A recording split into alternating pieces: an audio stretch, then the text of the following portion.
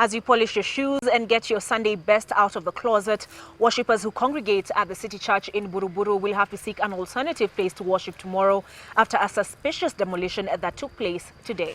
Also affected are pupils of Kinderstart Primary after their school was demolished. They claim that there was no court order presented to them, terming the demolitions illegal as their 10-year lease has still to expire.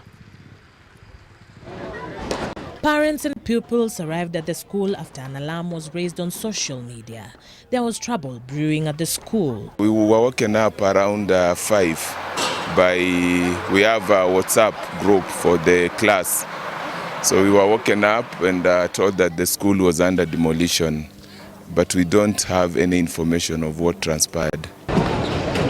Armed youth surrounded them as they tried to gather their children's belongings. Shortly, the demolitions began. Actually, even herself, she said she was not aware. Those who tried to question the demolition or approach the area were dealt with. Those brave enough to defy the hired goons were injured in the scuffle. They don't seem to be on our side. Clearly, we feel that the government does not protect the weak. We have been told there is a court order. We have not seen that court order. The parents feared that the academic year has been interrupted by what they term as an illegal exercise. They sympathized with the pupils who were expected to sit for their national exams. There is a school that has been running here for the last 7 years. I don't know where those kids are going to be. We have a church that has been running for the last 2 years. Tomorrow we are not sure where we are going to be having our service.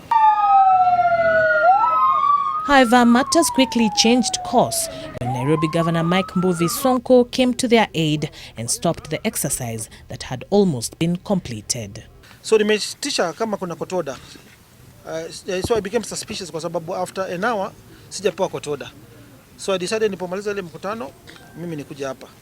Na kukuja hapa we saw kids wanalia, tuliona wamama wameshikiwa mapanga. I witnessed myself. Goon amebeba panga, ameshikia huyu mama hapa. Ameshikiwa panga na goon. So we have a working government. These things should not be allowed to happen in Nairobi.